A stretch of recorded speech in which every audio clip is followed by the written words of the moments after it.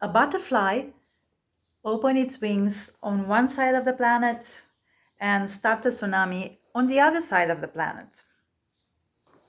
This is what this episode is all about. It's slightly different than all previous ones. And before I go any further, let me share a few things about myself.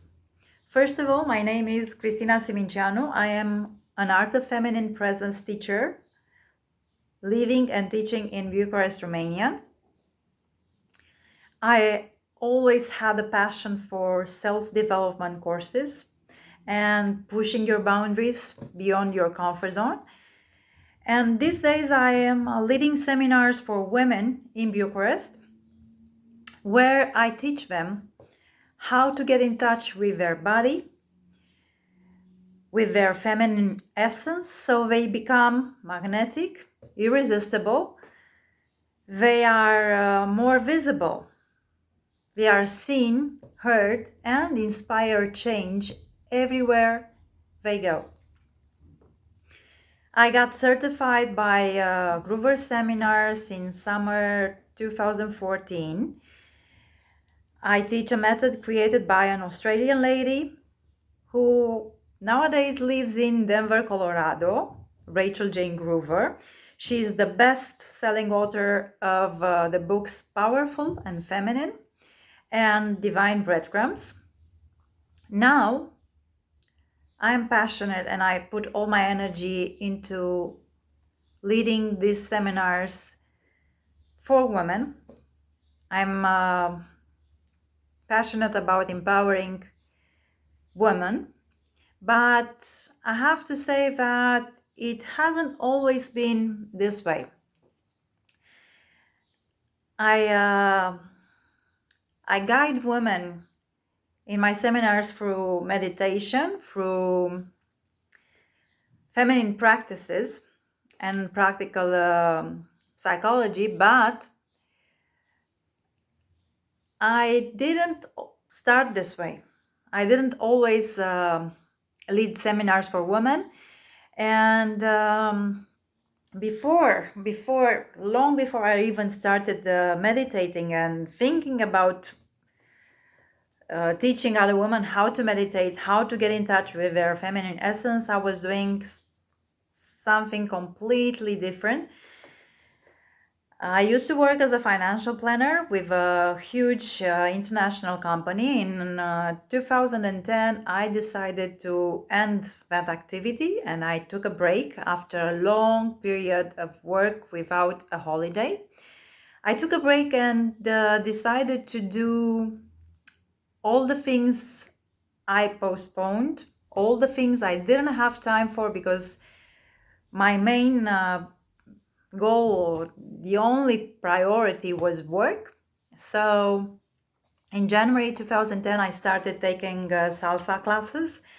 I was interested more in tango and waltz and elegant fancy dances, but somehow I ended up taking salsa, bachata, merengue, cha-cha-cha classes. And I got this virus about salsa classes. I was so much into it. I started travel all over the world, not all over, but part of Europe. I traveled for salsa festivals, and during that travels, I met people from all walks of life.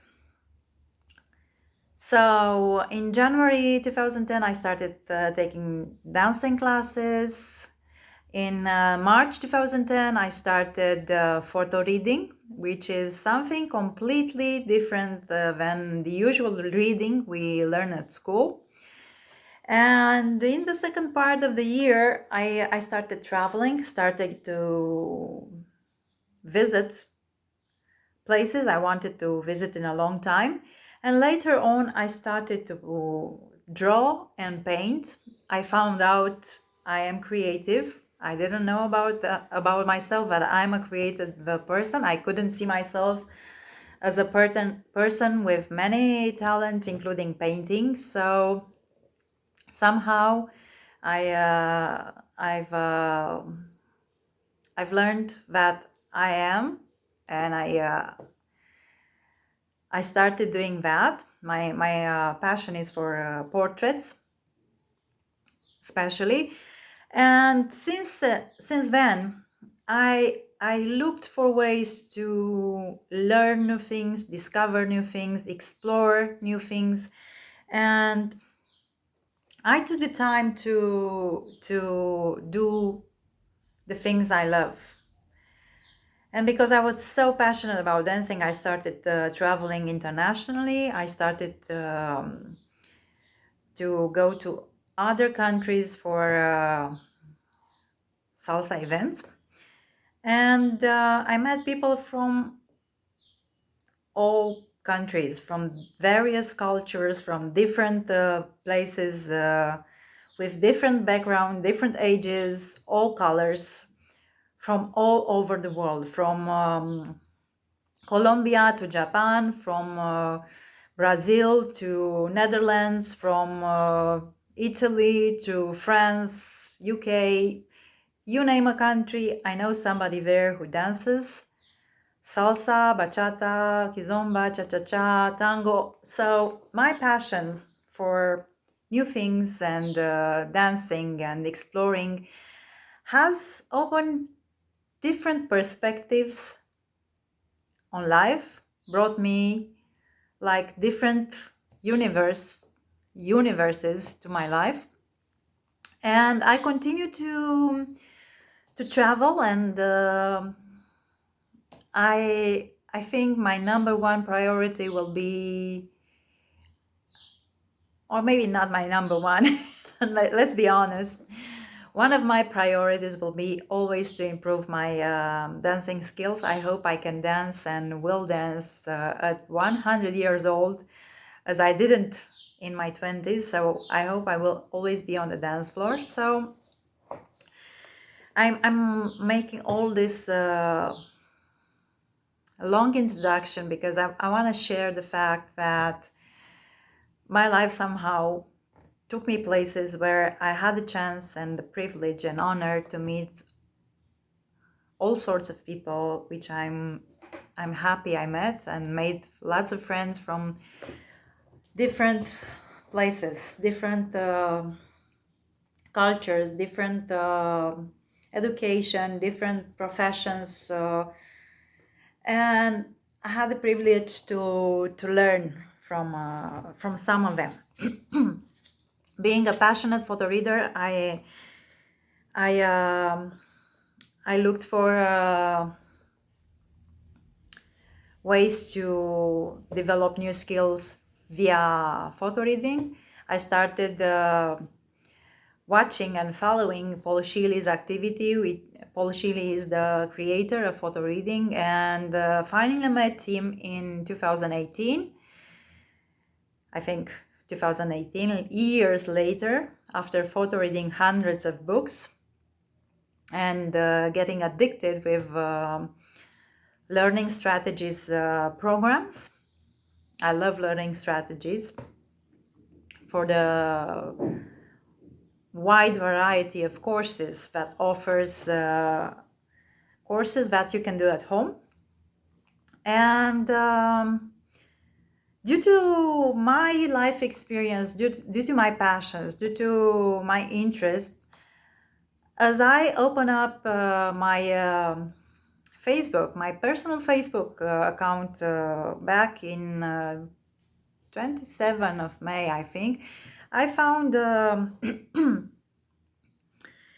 I found a post about a man I didn't know. I saw a post about a guy saying something I didn't understand. I cannot breathe. Say my name, George Floyd. I didn't really get what was all about, but somehow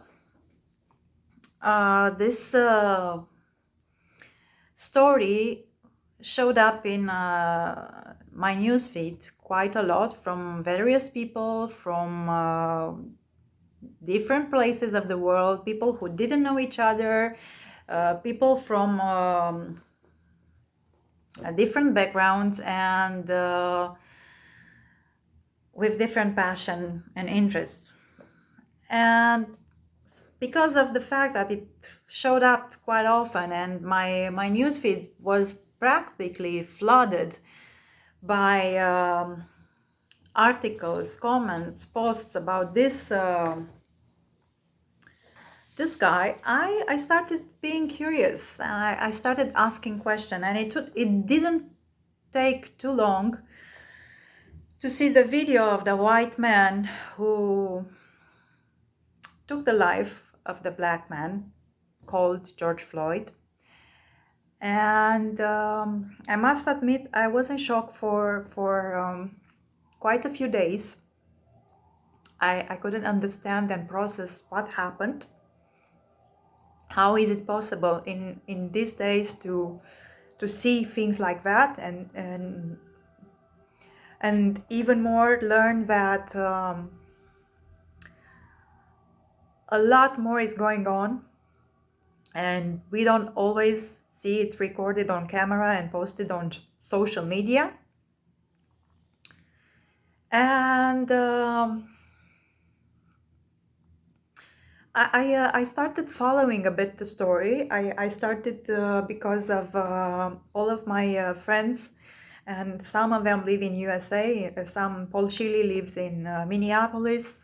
Cindy Dale, which is one of my favorite authors, she wrote the complete Chakra book and so many other books, also lives in Minneapolis. So I had a lot of information coming to me about what happened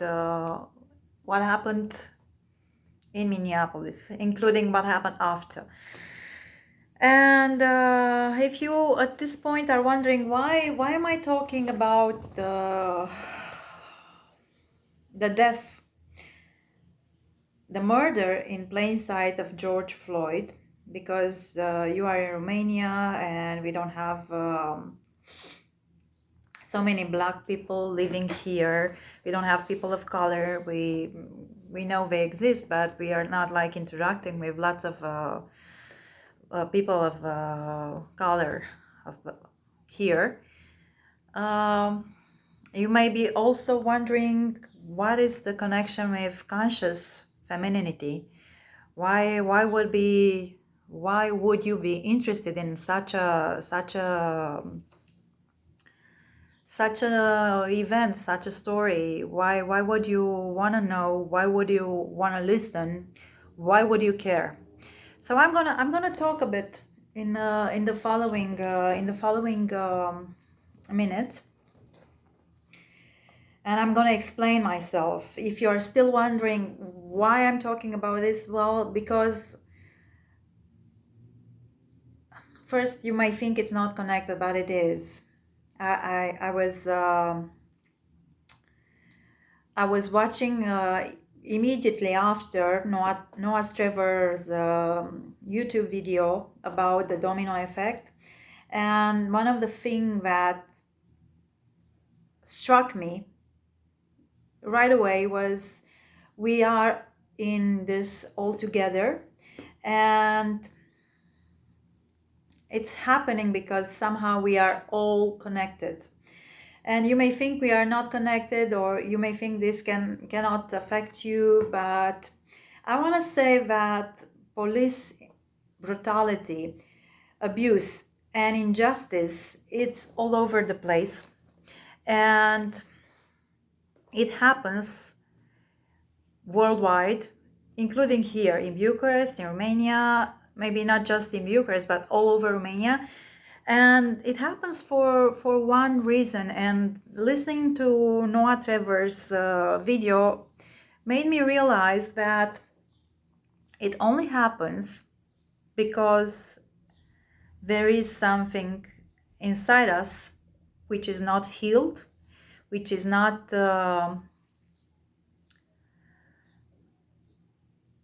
allowing us to live a life of joy, happiness, love, abundance. So there is a part of us which is wounded, and somehow all of these experiences outside of ourselves, all these events, all this aggressive manifestation, all this corruption, all this manipulation, all this brutality, police brutality, happen because we are still holding inside of us some pieces of anger, frustration, resentment, hate. Some part of us, it's not healed.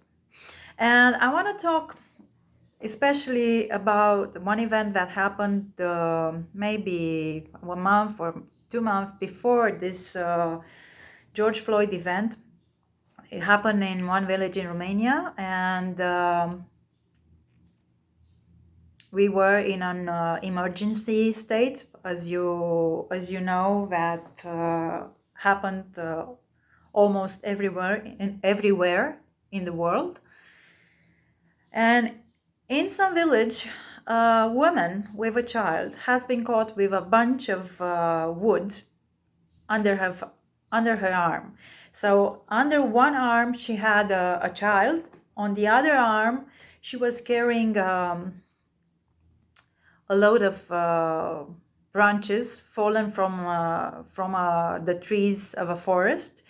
And we had 6 policemen surrounding her, trying to make an arrest, pushing her around and trying to arrest her for stealing wood from the forest. Now, I want you to have the bigger picture. We were in emergency state, so practically a lockdown. We weren't supposed to go out of the house. And all this time, people all over Romania were recording and posting videos about trucks loaded with logs, with wood from our forest, leaving the country towards Austria and probably most likely to other countries from Austria from there on. So in a moment of lockdown, when nobody was about to circulate, to go out,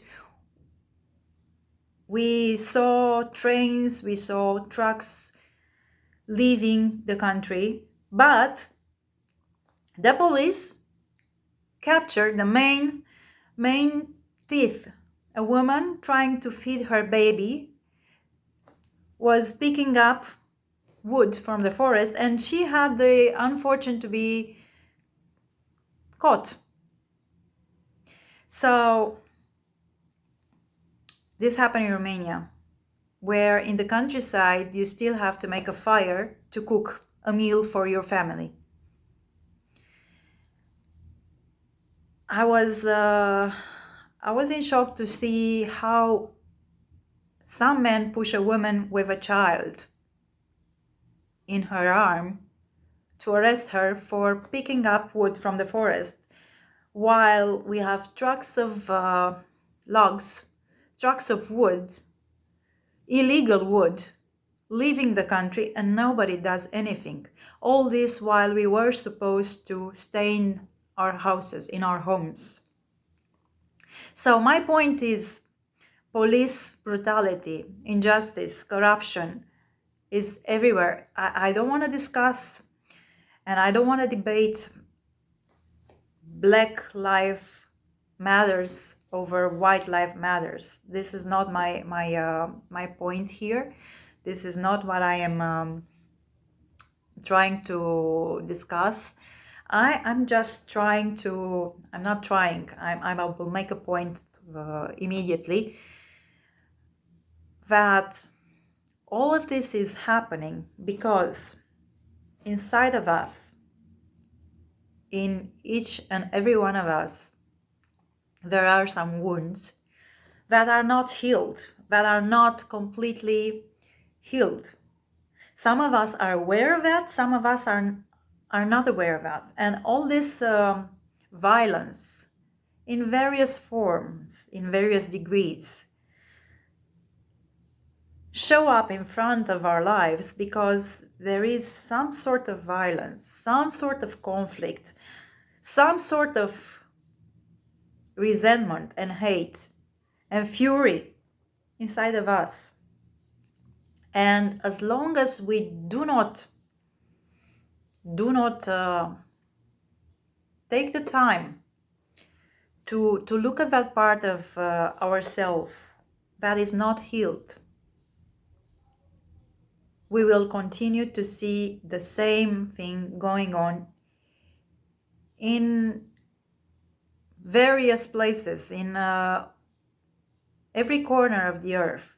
So my point is, injustice, poverty, human misery exists everywhere, and somehow it persists because of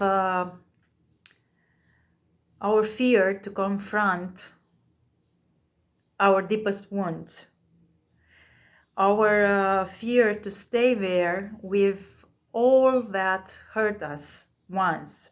So all this violence happening all around us is happening for us to awake to the reality and to start looking within and heal.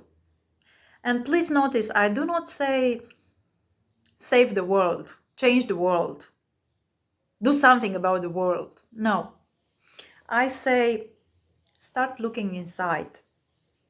Start looking inside for those wounds that didn't heal. Start looking inside and be with that hurt. Be with that fury. Be with that anger. Allow it to be, acknowledge it, and stay with it until it starts to dissipate, to lose its grip on you, and you will see, you will feel, you start to heal. I'm not saying send love to others. I'm saying send love to yourself and start taking time to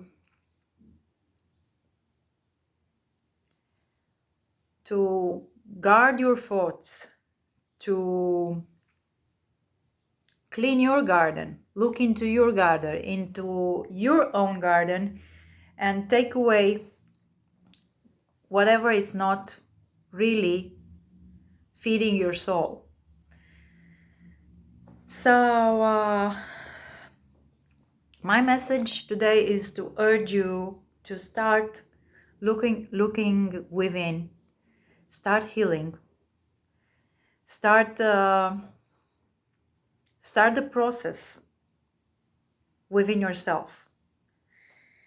I think in this moment right now, we all need awakening, not just 1, 2, 3, a number of individuals need awakening. We all need to awake, to get awake and to heal our own wounds so others around us can heal as well. And as much as we become aware of our wounds and we heal them, others will have the power to do so. So we are living extraordinary times. The world is going through crisis, all sorts of crises. We see environmental crisis, we see equality between gender crisis, we see human rights crisis.